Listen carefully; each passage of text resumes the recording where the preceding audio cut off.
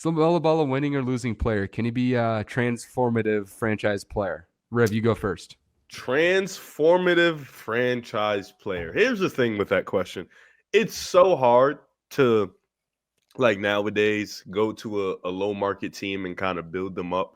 Like we've seen, of course, we've seen cases. Giannis is one of them.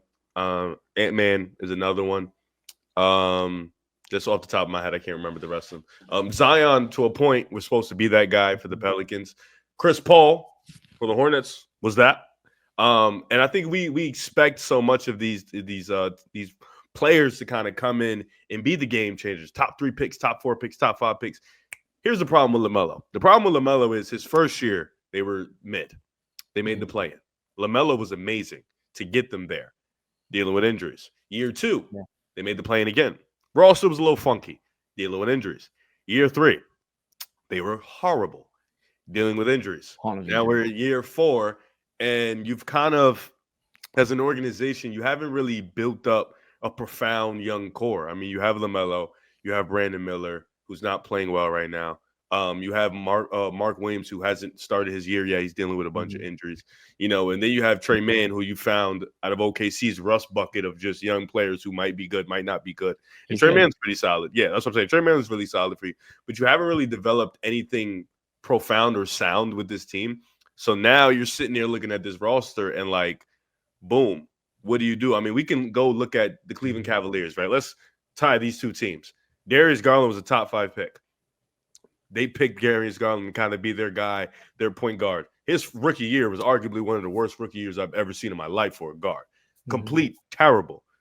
Year 2, boom, he plays really well. They bring in Evan Mobley. They bring in Jared Allen. Even before they bring in D. Mitch, you can see this team kind of ascending, to a really good basketball team. They were in the play-in a couple of times, and they were bringing in talent. Then they bring in that next star to kind of pair with DG. We're at that point with LaMelo where we don't know if he can be the guy, but we know he is a guy in a sense of he's really good.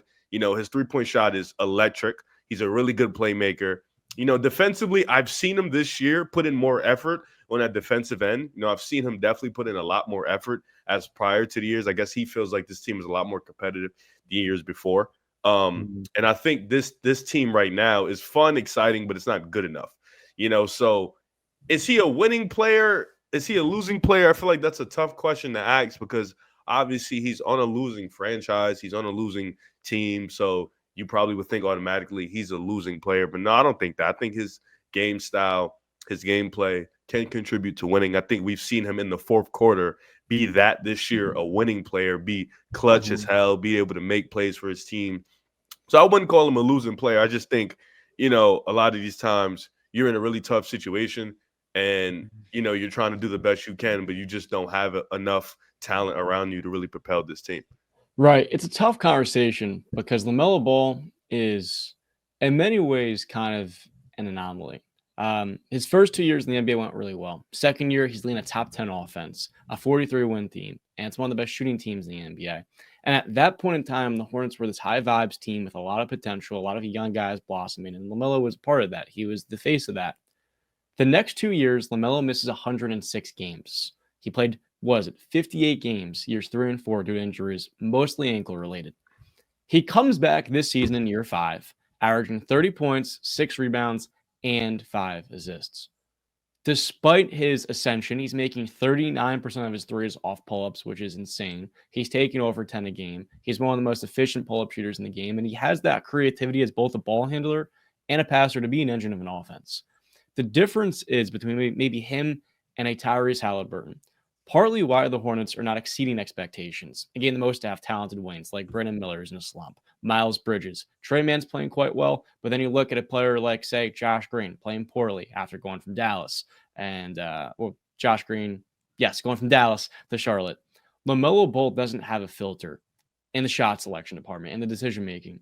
And I feel like a lot of the time, his play style doesn't really elevate the supporting pieces because he is more of a self-creator. And I wonder if he can ever get the most out of his passing potential by being more of an initiator for his teammates and setting up guys, because he so often settles for these 3-point looks without breaking the paint and really collapsing the defense that it makes the Hornets offense really a pickup offense. opposed to being a scheme and a philosophy of generating open looks, attacking, creating an advantage by drawing two defenders, and then opening up a mismatch or a transition, close out because a defender's trying to maybe double Lamelo. There's just not a whole lot of variety. And I think partly it's because you have a young head coach.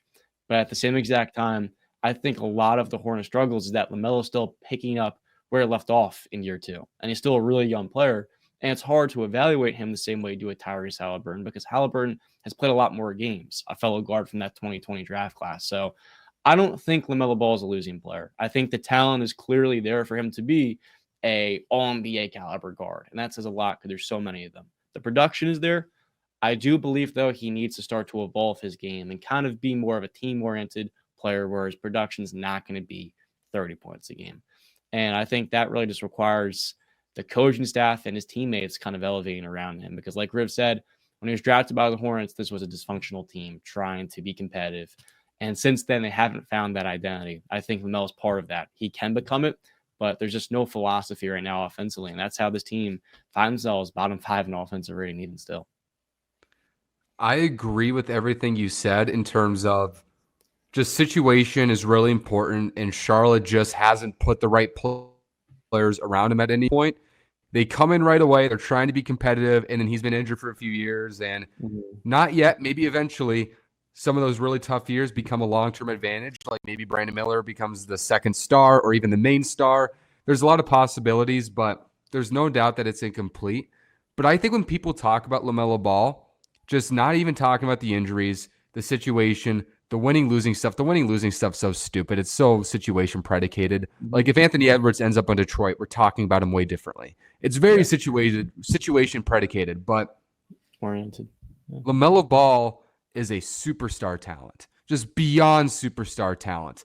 How many players in basketball have a chance to be a top 10 shooter, ball handler, and passer in the NBA? And how many of them are 6'7"? One, Luka Doncic. That's it. Yeah. It's LaMelo Ball and it's Luka Doncic.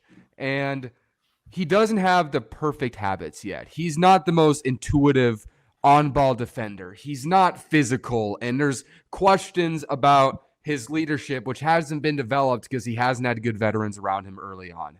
There's questions about that. But if Charlotte can just channel everything right, if Charles Lee can be the right coach, they can give in some of those veterans in the future. If they best channel this kid's talent, who's only 23 years old, I believe his ceiling is underplayed. I do think there's a world where this is an MVP type candidate because he's such a unique talent. And it's going to take a lot of maturing to get to that talent. But based on the circumstances, he's done about just as much as you could ask of a guy in that situation. His scoring's going up every year. His efficiency is getting better. And while his assists don't reflect it necessarily, he's still one of the very best passers in the NBA. Yeah. So he's trying defensively. There's a lot of great signs. He's younger than Cade Cunningham. People forget how young he was when he got drafted. I truly believe this is still a premier young franchise player, and he just needs to be in the right circumstance to channel it, because outside LeBron James, if you're on the wrong team, you're cooked. And let's just hope LaMelo Ball doesn't fall victim to that. Right. No, I agree. I think it's really tough because you mentioned it, it really is just place dependent. Like we're talking about guys like him, like Cade, who are just in situations that have been completely dreadful in their time being there, that it's hard to really gauge on what they are as a player unless you really sit there and you watch every game. And nobody's going to sit there and watch every game of a really bad basketball team. That's just not feasible. So I think with LaMelo, though, you mentioned it, superstar talent, has all the tools in the world. You have the perfect size. You have the ball handling. You have the shooting. It is, though, about just being more, expanding your offensive game, being more aware of the fact that you are 6'7", 6'8", get to the rim, be more creative in the pick and roll, be a little bit less, settle for the three ball a lot of the times, kind of work a floater into your game, kind of just get to the rim. You are 6'7", 6'8", just be more creative on offense. If you could do that, then, perfect destination for LaMelo if he does get traded, Orlando. Yes, that'd be perfect. And the reason why, the Hornets lack physicality. The reason why guys like Brandon Miller and LaMelo is not really the one that's underperforming, but specifically Brandon Miller, is because this is a very talented and skilled team that lacks that toughness that so many of these contenders do pry on. And today's NBA, where you have those teams that are both physically gifted and skilled, those are the ones who do actually maximize their potential, like a Magic, a Cleveland Cavaliers, a Dallas Mavericks. Now, granted, they have a top 3 player in the world, but so often when I watch LaMelo play, it's a matter of him needing to scale down a little bit more, which is partly cutting down the turnovers, taking better shots. He's never going to be a great finisher. I think partly it's because of his frame. He's not the strongest player, but he can still be a skilled and crafty one. And I think there's small parts of his game he can develop, and they're very coachable. They're very manageable. It's him shooting better than the catch. But the innate God-given traits are things that he's had from the time that he was drafted. So I think he'll stick around in Charlotte for a long time, and it's on a front office, which is unproven, and being able to get the absolute most out of him. There's a ton of talent around him. I just think some of these players like Bridges and Miller are underperforming, and they should play better in the second half of the year. And beyond that, you look at Charlotte's depth. Moussa Diabate is a guy that's averaging 14 rebounds the last couple of games. Mark Williams hasn't played. Nick Richards, one of the best backup bigs in the NBA. Cody Martin is a decent backup forward. Josh Green should play better. You have Tijan Salon, a top 6 overall pick, who has not played well, but there's still a lot of upside for him long term. This team is filled with young talent. Maybe they have a little bit too much of it, but I think once it starts to marinate, we'll see that LaMelo's not a losing player. And I think that's something that will really crystallize once the head coach is able to establish a system. And partly right now, he does not have the personnel, especially from that toughness element, which I like Charles Lee. I like Charles Lee a lot. I do too.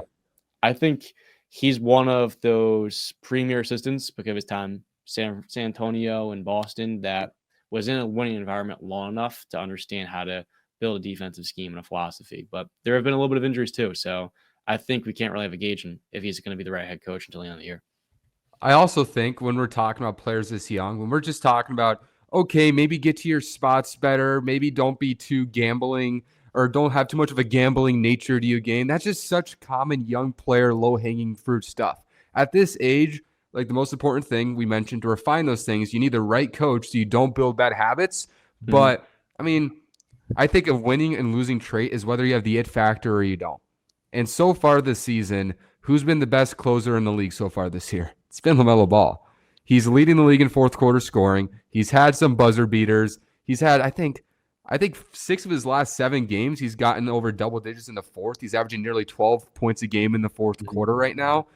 He's a tough shot maker. He's not afraid of the moment. And I truly believe in the right context, that can be a superstar. If you put these superstar talents in the wrong situation, because these players are so impressionable, they can never get there. And I worry that could turn into LaMelo Ball because in a lot of ways, that's what happened to Karl Anthony Towns. But I truly hope for him he gets the right pieces around him. And just to kind of add a little fun hypothetical, because we mentioned Orlando a little bit. Speaking of Charlotte, you mentioned physicality as well for Charlotte and shooting for Orlando. Who would win in a Franz Wagner or Brandon Miller swap? I'm just curious. Neither. You don't think so? Right now, Charlotte would win that. Long term, I think it would be an even trade.